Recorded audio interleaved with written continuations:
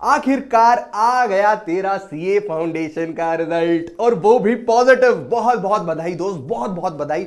बहुत मजेदार तेरा रिजल्ट आया है। मैंने जब तेरे मैसेजेस देखे ना, दिल खुश हो गया, दिल बाग बाग हो गया। कमेंट सेक्शन में भी मुझे जरूर बताना तेरे मार्क्स कितने आए हुए सीए फाउंडेशन में। पर यार अब गई बात पुरानी, नए दौर से लिखेंगे हम फिर से नई कहानी। सीए इंटर अपने आप में बहुत बड़ा एक पहाड़ है। और जब मैंने सीए इंटर के बोथ ग्रुप लिखे थे यार, फट गई थी। बहुत डिफिकल्ट होता है अपने आप में, इतने सारे सिलेबस, इतने सारे सब्जेक्ट्स को आखिरी दिन दिमाग में घुसा के जाना, एग्जाम में लिख के आना डिफिकल्ट होता है। तो इस वीडियो में ओवरऑल गाइडेंस दूंगा। तुम्हारे जो रिपीटेड सवाल होते हैं कि क्लासेस कहां से करें, ऑनलाइन करें, ऑफलाइन करें, आईसीआई के स्टडी मटेरियल कब जो है हमको डाउनलोड करना है, और आईसीआई ने जो रिसेंट चेंजेस कर रखे हैं सीए इंटर की जर्नी में, मैं वो भी आपको बताने वाला हूं। तो वीडियो का लाइक टारगेट रखेंगे 1001 लाइक का। होप मुझे आप ये अचीव करवा देंगे। वीडियो में इंपॉर्टेंट पॉइंटर्स है, इसीलिए आप प्लीज एक मस्त पेपर लेकर आ जाइए, अपना मस्त पेन लेकर आ जाइए, उस पर लिख दीजिए ऊपर सीए अपने नाम के आगे और शुरुआत करिए सीए इंटर सितंबर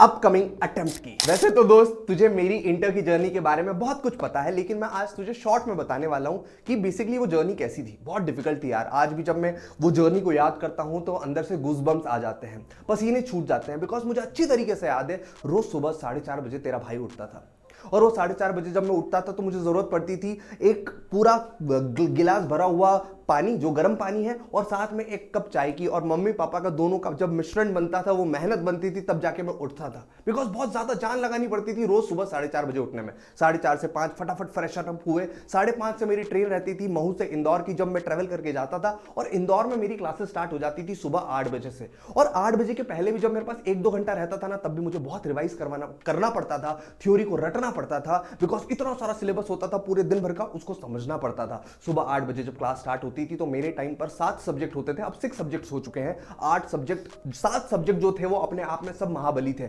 एडवांस अकाउंट्स था, एफएम था, एसएम था, कॉस्ट था, ऑडिट था, लॉ था, टैक्स था, जीएसटी था, डायरेक्ट टैक्स था, इनकम टैक्स था। बहुत सारे ऐसे सब्जेक्ट्स थे जिसको दिन भर में मुझे पढ़ना पड़ता था। सुबह 8 बजे जब क्लास स्टार्ट होती थी तो शाम को 7 बजे वो क्लास खत्म होती थी। और 7 बजे के बाद भी मुझे 1-2 घंटे रुककर होमवर्क करना पड़ता था। और मेरी जो ट्रेन रहती थी रात की, वो भी 8:30 बजे रहती थी, और 8:30 से 9:30 मुझे ट्रेवल बैक करना पड़ता था। इंदौर से महू आना पड़ता था, फिर जाके मुझे कहीं कहीं थोड़ी बहुत नींद नसीब होती थी, थोड़ा बहुत खाना नसीब होता था। जिसको खाने की इच्छा नहीं होती थी, फिर भी मैं थोड़ा बहुत खा लेता था। और ये पूरी जो जर्नी रही ना सीए इंटर की, ये अपने आप में मुझे अंदर से इतना मजबूत बना गई, जिससे वजह से मेरा सीए फाइनल भी एक बार में निकला। बिकॉज सीए इंटर में जब आप पूरी मेहनत लगा देते हो ना बेटा, तो आपको पता चलता है अपना एक खुद का ट्रू पोटेंशियल, एक ऐसा इंसान जो आपने कभी अभी तक डिस्कवर ही नहीं किया होता है। और ये जर्नी आपको वो मजबूती देती है। ये जर्नी आपको सिखाती है कि कैसे यार लगातार 6 महीने तक बैक टू बैक हर दिन जाना इंदौर तक, पढ़ना 7-8 घंटे, 10 घंटे, होमवर्क करना और वापस आना। इनफैक्ट संडेज को भी मुझे क्लासेस अटेंड करना पड़ती थी। वो जो 6-7 महीने था वो एकदम ग्रिंड होता है, एकदम खुद को मोल्ड करने वाला फेज होता है, खुद को एक स्टूडेंट से प्रोफेशनल बनाने वाला फेज होता है। बिकॉज इनफैक्ट सीए इंटर के बाद आपकी आर्टिकलशिप स्टार्ट हो जाती है।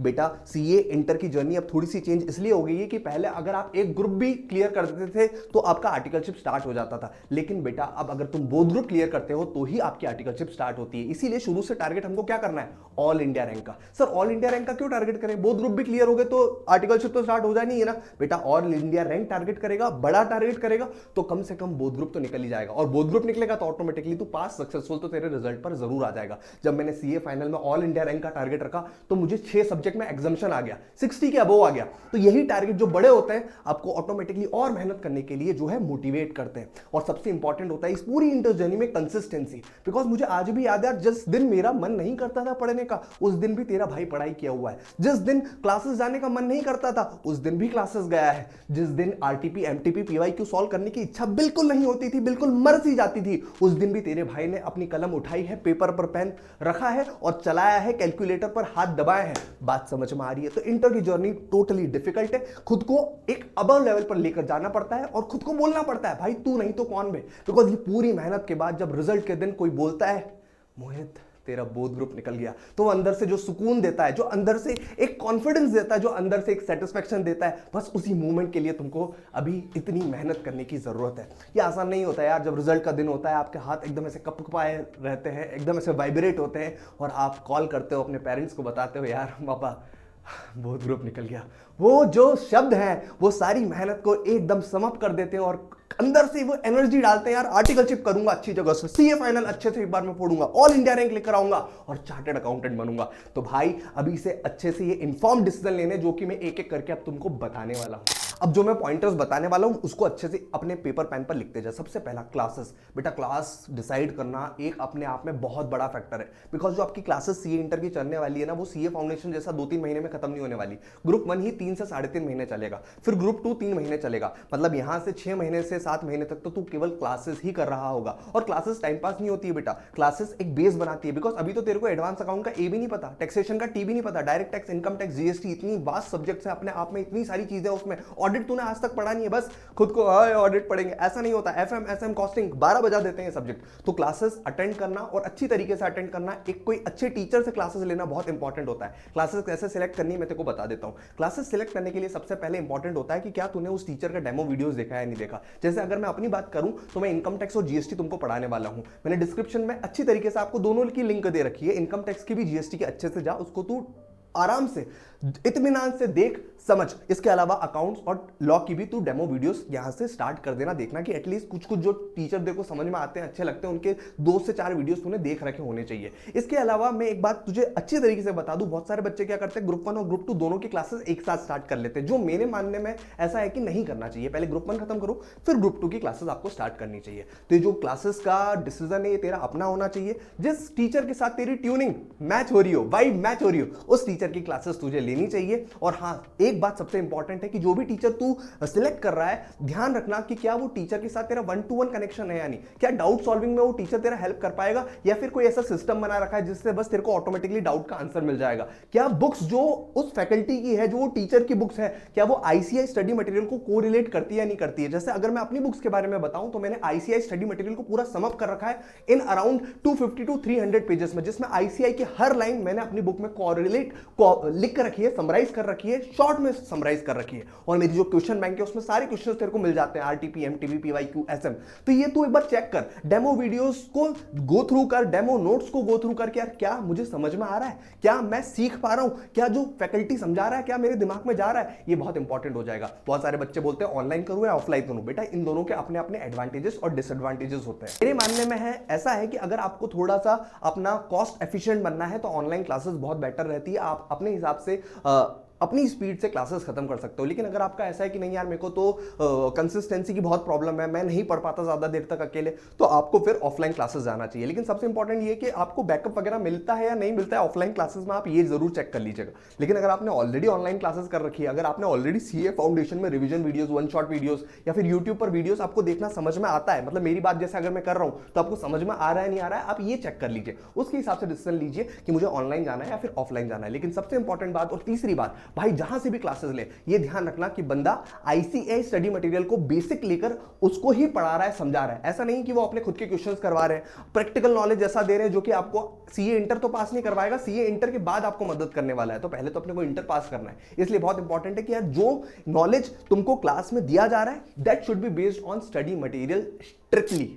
इसीलिए बहुत ज्यादा जरूरी है कि यार आप लोग एक अच्छी तरीके से इन्फॉर्म डिसीजन लो, ये सारे क्राइटेरिया को मीट करते हुए। जो हमारी खुद की लाइव गाइडेंस बैच स्टार्ट होने वाली है, वो जो नेक्स्ट वीक से स्टार्ट होने वाली, जिसमें हम हर हफ्ते लाइव गाइडेंस भी आपका करने वाले हैं, वो डिस्क्रिप्शन में दिया गया है उसका लिंक, तू पूरा चेकआउट कर ले, सारी इंफॉर्मेशन ले ले। उसमें मैं तुझे उसके फीचर्स बता देता हूं। ओवरऑल तेरे को 4 बुक्स घर पर मिलेगी अगर तू इनकम टैक्स और जीएसटी दोनों मुझसे पढ़ता है। और अगर आप तुम केवल एक ही सब्जेक्ट पढ़ रहे हो या फिर इनकम टैक्स या फिर जीएसटी एक ही पढ़ रहे हो तो उसका भी ऑप्शन आपके पास अवेलेबल होता है। उस केस में केवल आपको 2 बुक्स मिलेगी, जीएसटी की 2 बुक्स, इनकम टैक्स की 2 books. It depends upon you. और अभी प्री बुकिंग के ऑफर चल रहे हैं जिसमें आपको हैवी डिस्काउंट पर वो पूरा का पूरा कॉम्बो ऑफर किया जा रहा है। तो फटाफट डिस्क्रिप्शन में जाके उसकी लिंक तू चेकआउट कर सकता है। और सबसे इंपॉर्टेंट बात ये है कि बेटा इसमें मैं बहुत सारे आपके चैप्टर वाइज टेस्ट वगैरह भी लेने वाला हूं, फुल सिलेबस टेस्ट वगैरह भी लेने वाला हूं, मल्टीपल रिविजन्स आपको करवाने वाला हूं और आपको प्रिपेयर करने वाला हूं एज अ प्रोफेशनल। बिकॉज कल को इनकम टैक्स जीएसटी आपका सीए फाइनल में और ज्यादा विकराल स्वरूप लेकर डायरेक्ट टैक्स 100 मार्क्स का आएगा,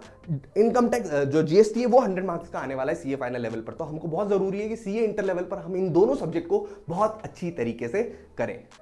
होप तुमको इस पूरी वीडियो में बहुत सारी इंफॉर्मेशन मिली होगी जो कि तुमको सीए इंटर में हेल्प करने वाली है। एक बात बता दो दोस्त, तुम मुझसे क्लास ले या ना ले, डोंट वरी अबाउट इट, ये तेरा भाई तुझे मदद जरूर करने वाला है। डिस्क्रिप्शन बॉक्स में सारी लिंक्स है, उसको चेकआउट कर लेना। दूसरा, इस वीडियो को प्लीज अपने दोस्तों के साथ शेयर करना, बिकॉज वो अभी इंटर की जर्नी स्टार्ट कर रहे होंगे। और चैट बॉक्स में लिख के जाना कि हाँ भैया, आपकी इंफॉर्मेशन से मैं सीए इंटर एक बार में both group all India rank के साथ ट्राई करूंगा क्रैक करने का। मेरी सारी विशेष तेरे साथ है।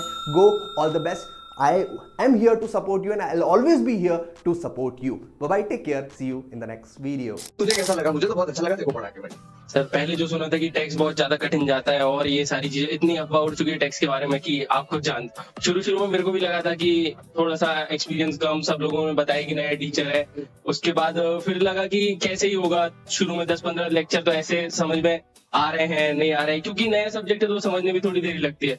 फिर उसके बाद जब लगा कि नहीं, एक बार ट्राई करते, आपने जब बोला कि मेरे ऊपर भरोसा रखोगे, यदि तुम मेरे ऊपर भरोसा रखोगे तो तुम्हें कहीं ना कहीं मदद मिलेगी, आखिरी में जाके तुम पूरा कर पाओगे।